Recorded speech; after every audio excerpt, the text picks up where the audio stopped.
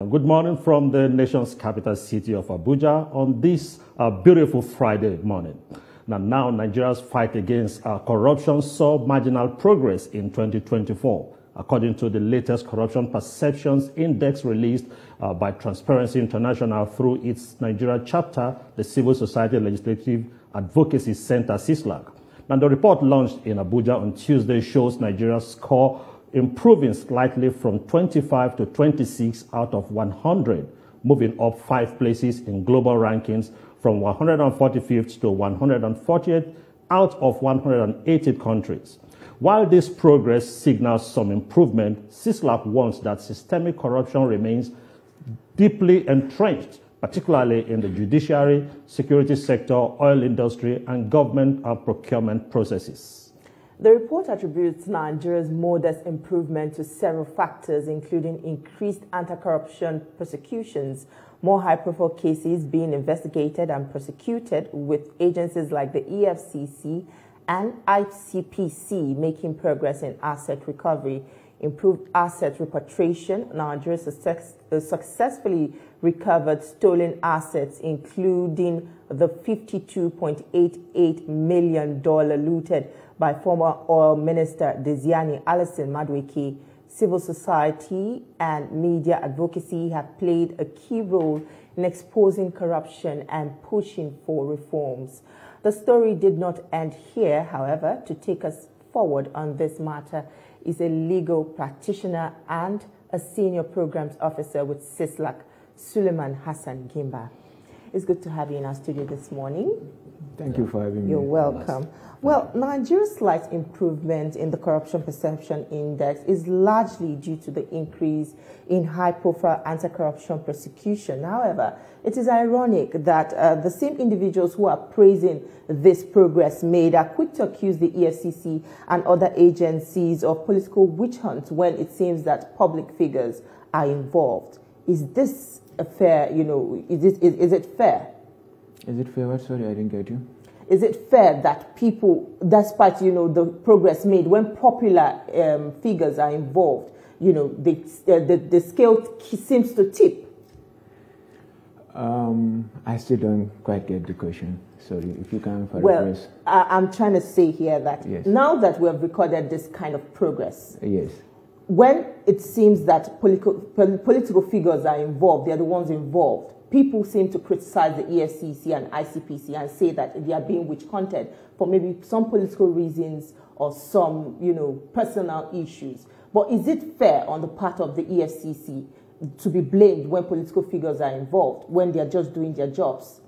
I don't think it's fair on the anti-corruption agencies, whether it's the EFCC, ICPC, NFIU, or other anti-corruption agencies, to be blamed when it comes to political prosecution. The first thing we have to look out and then take more important note of is that they don't have full political autonomy, so there is no political backing. And then if you look at life assurance, this is something they don't have. So most of them are working day and night, and then they have families, actually other people that come under threats from these politicians or other high-profile, corrupt individuals that they are going after. Their life mostly comes under threat from this. And then at the same time, you cannot fault the public for thinking there is some sort of favoritism when it comes to the politicians, because based on the CPI report for this year, if you look at it critically, 43% of Nigerians think that corruption has increased in the last year, that's 2024. And then about 43% have reported giving bribe when it comes to accessing public services. Now, this is almost half of the country. So it's possible this is going to shape the thinking now of the common man. If you have to pay, no matter how meager the amount is for services, to access public services, then definitely you have to look at the high-profile people as sort of getting away with it. You are involved in corruption, even if you don't intentionally have to do it, but you pay on the road, you pay to soldiers, you pay to police, and then you pay sometimes in the hospital to go ahead of the queue because the places are staffed. So definitely when you see those people, you know that even if they don't pay, there is some sort of corruption that they get based on being known. Yes, their status. So these are things that will never go away. Okay, now let's go back to this issue, Transparency International. How will you rate this body? Because sometimes you hear people talk about Transparency International that they're not being fair in the assessment of Nigeria. And other times you see people say, okay, they are fair. Now, the rating is that we've moved forward and all that. Now, the body, Transparency International, give it your own rating. Do you think they've been fair dealing with Nigeria or dealing with Africa? I really don't know what to say, because what I'm thinking is whatever answer I give now, there is going to be some perceived bias. Because I'm talking about perception. Yes, and I work with Transparency International. But I think maybe if we look at it all the way around globally, Transparency International is well respected. Okay. And then CISLAC, on the other hand, this is an organization that has been working in Nigeria for about 20 years now. And it has a seat at the UN. It has a UN ECOSOC consultative status. So this is respect in terms of global perception of what CISLAC does. It's why TI agreed to work with CISLAC, making it the chapter of Transparency International here in Nigeria. And then if you look at the rankings, there has been talk of improvements, but I want us to look at other countries, what it's like with other countries. So the CPI ranks 180 countries globally, and then the ranking now is done on a scale of 0, which is very corrupt, 200, which is very clean. So if you look at it, Nigeria's ranking is about 26, which is just about a quarter of it. And then you have a country now like Denmark, which has a score of 90.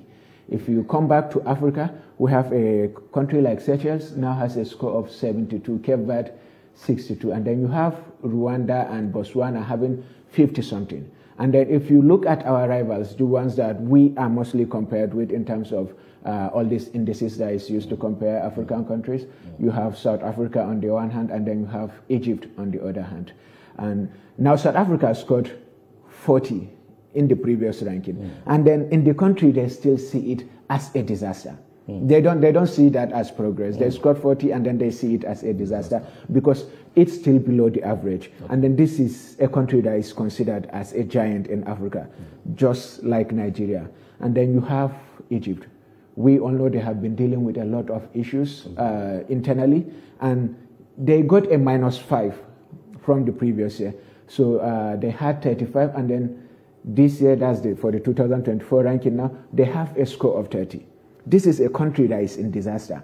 And they have gone back 5 points, and they are still ahead of Nigeria with 4 points. So I know a lot of people in government would like to look at this and then maybe even brag about it and say there have been some level of progress. And then we will agree with them. But this is not where we want Nigeria to be. If you look at, I made an example with Seychelles, from 2012 to this date, they have gone up 20 places, which is the best globally. So the thing about fighting corruption is you have to be deliberate. And then what they did is they have improved beneficial ownership transparency. You see, this is good. And then they have prosecuted high-profile cases. And also in terms of information sharing between their anti-corruption agencies, this is something that is very good, recognized globally, and that is being praised. So these are things I think we can look at. And then if you even come back to Africa, we are doing poor globally, which is 26, just a quarter. If you come back to Africa, Africa now has the worst in terms of the ranking. The average for Africa is 33. So you see we are still below. So what is that thing in Africa that is not helping us? Is it about leadership? Is it about the followers? Is it about the institution? We have the institutions. Like in Nigeria, we have the ICPC, we have the EFCC, we have the NFIU and all that. So what exactly are those things we need to now work on and so that we can improve our rating? And a follow-up to that, what is the level of independence in the research methodology, particularly regarding the key indicators? In terms of Transparency International? Yes. Well, I work with TI as a senior officer, and then I was not aware of the whole process, because this is how confidential it is. Even the ED was not aware of the ranking until like a day too, and then even that it remained with him. No one can disburse this information. Now, before we went on the break, we were talking about what the level of independence of Transparency International. What are the key performance index that is used to carry out this research, and the research methodology? Can you let us know about that? Okay. So what I have to say about that is the process is a very transparent process, and it involves surveys and then with key stakeholders, including market leaders and then the public sector generally. And it's a process that I am not fully part of, and it's a process that even within Transparency International, not everyone remains aware of, because it's highly confidential, and then it's done to the highest degree of transparency. So you're saying that it's being carried out by neutral persons, not part of the organization? No, it's being carried out by Transparency International. Okay. That's the global Transparency International. Okay. And then CISLAC, being the national chapter of Transparency International, gives its own support for the process. Okay. Yes. But what I want to add in terms of the whole transparency of it is, normally everything in this country becomes politicized. Exactly. So when the rating now is in favor of government, you hear praises for the rating. And then when it's not in favor of government, it gets criticized. But what Transparency International is determined to do and then keep doing is, irrespective of what the government thinks, it intends to keep out carrying this globally respected ranking without being biased. Now, let's go to this other aspect. Let's leave the political aspect. Now, I asked earlier, what exactly are the things we need to put in place as a nation, as a people, so that we can keep improving our rating? We have institutions already. So it's not just that we don't have institutions. Yes. What are those specific things we should begin to put in place? Okay, you say we should not put politics. I want to say less diverse politics from governance. So I think I will skip that. No, you can go ahead. All right. So because everything here is mostly done politically, it's something that we have to stop. I spoke the other day about the Oransai report. This is something we have to look at. We have an institution for almost everything. You have for sugar, you have for this, you have for that. These are things that we have to look at. And then there is this constitutional provision that I think needs to be revisited. First by the National Assembly and then by the State Houses of Assembly, because we look at it as something that promotes inclusion. But in the real sense, it only promotes wastages of government. You have a provision that says every state must have a minister. This is very, very much wrong. And then as a result now, not that every state has a minister, some have two. And then we have about 48 number of ministers, which is unprecedented. So I'm trying to build on where this contributes in terms of corruption. So how does that contribute to corruption if every state has its own minister? One, we are talking about spending in governance now, which is very high. And then for a country where every public office is considered to be corrupt, even if the corruption is one that is justified by law, because some of the things the Western countries look at us in part of is the way we pay salary and then allowances to these political office holders. A minister now can have a salary that is very low. But if you put his allowances now together, there's going to be some thousands times of what the basic salary is. So just take those things and then forget about maybe if there is even any level of corruption that is done intentionally on his part. Then you look at cars that they keep buying every year, putting them in budget and then selling them to themselves. You have agencies, all these agencies that mostly we don't even need, that should ordinarily be offices in some ministries, having budgets for cars, having budgets for all sorts of travels. You have the space agency building boreholes in terms of projects. These are things that you have to categorize them as corruption. Well, concerns surround the management of the recovered assets and these stolen funds, undermining, the anti-corruption fight. Beyond periodic reports, what recommendations can improve the management, particularly for repatriated funds like, the Abacha loot? Okay, I think if we can put these monies now, recovered assets, back to promoting maybe the SDGs, that's one. And then we have critical sectors that are highly underfunded. You have education, you have health. In terms of funding for the health, is actually even the worst in terms of, if you look at the doctor to patient ratio, it's very low. And then medical, this in tourism now, people have to go abroad to get all these services. So if we can channel these things into building 1, 2, 3 world-class hospitals, in especially Abuja, Lagos, Port Harcourt, these are the places that people mostly go to in terms of accessing high-quality services. It can go a long way in that. But the major aspect now is we have to have a transparent and accountable process of bringing back these recovered assets into the country, because we have had instances of recovered loot being relooted again. Mm-hmm. So these are things we have to look at. And then I have to say we have to keep an eye on the judiciary as well.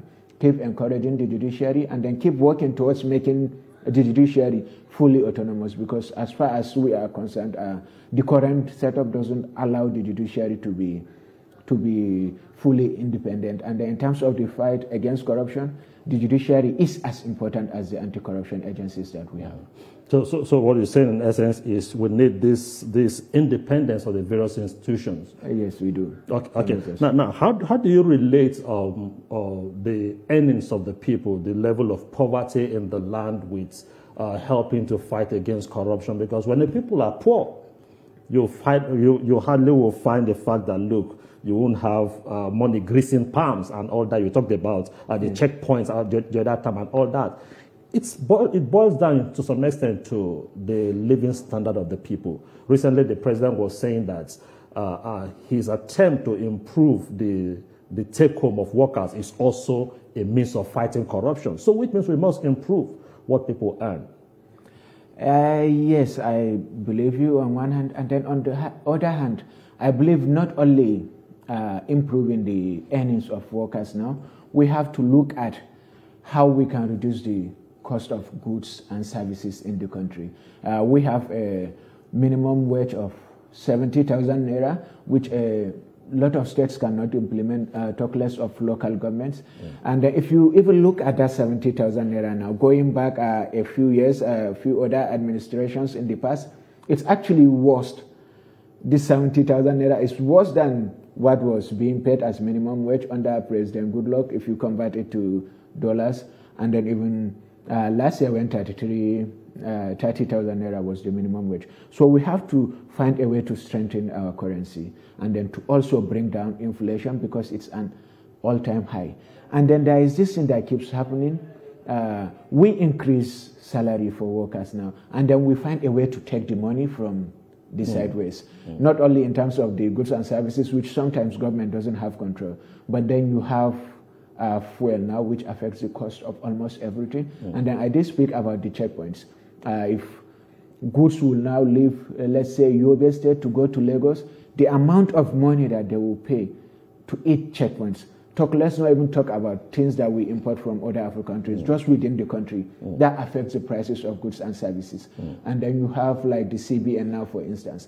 In order to bring people into the banking sector, we have one of the highest number of unbanked people in the world. So in order to bring people into the banking sector, they brought out this idea of mobile banks, such as OPay and the likes. And then the idea at first is, since these people are not in the banking sector, let's try to make it easy for them. You didn't need to have BVN for some levels, for some tiers of that. And then there were no charges, no transfer fees, and then they don't even collect stamp duties. But as this grew, people came into this banking sector, and then you see that the transactions of these mobile banks is way above some of these conventional banks.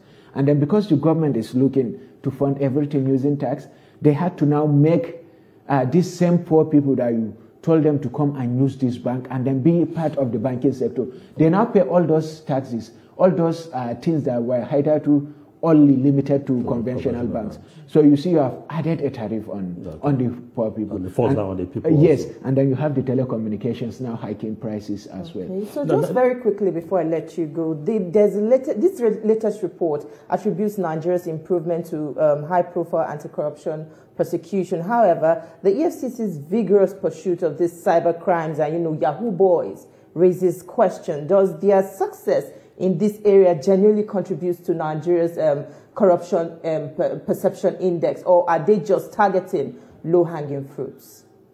Well, I cannot be able to maybe comment on what the policy of EFCC is in terms of who they target, and then maybe if they go for the easier success so that they have a high prosecution But from rate. an observer's viewpoint? From an observer's perspective, I think that's mostly the case in terms of what the EFCC does. Okay. And then I think it's something that has even put them in trouble recently in terms of an agent losing his life in the way they operate, banging into people's homes at ungodly hours because maybe someone has a laptop or they see him living a big boy lifestyle, which ordinarily, I think that it's like there is a mentality to want to see people not doing well. So it, especially if they're young. Yes, especially if they are young, and then maybe they don't have connection. Okay. And then even in terms of the anti-corruption agency, it's not just the EFCC. There is the ICPC, which I believe is doing a really great job in terms of tracking public projects, especially constitutional projects. So the difference with ICPC and EFCC is ICPC doesn't do a lot of this publicity stuff, but it's a very effective. Now, I quickly want to bring in this aspect. Now, bribery, for instance, the giver, the taker are culpable, is that not? Yes, it is. And also Transparency International France at this. Yes. Now, why is it that Transparency International looked at stealing of public funds from especially Nigeria, from Africa? And what do you say about countries that receive those stolen funds? Do you frown at what they do? If you frown at the way politicians take public funds, how about the countries that receive this public fund? What is the perception of the Transparency International about this? Okay, the way I put it, I think mostly the blame needs to go to the people, first of all, that took those funds, and mostly not even to the countries that receive these funds, because we have shown a willingness to damage our own country. We have shown that we don't care what money is meant to be spent in this country.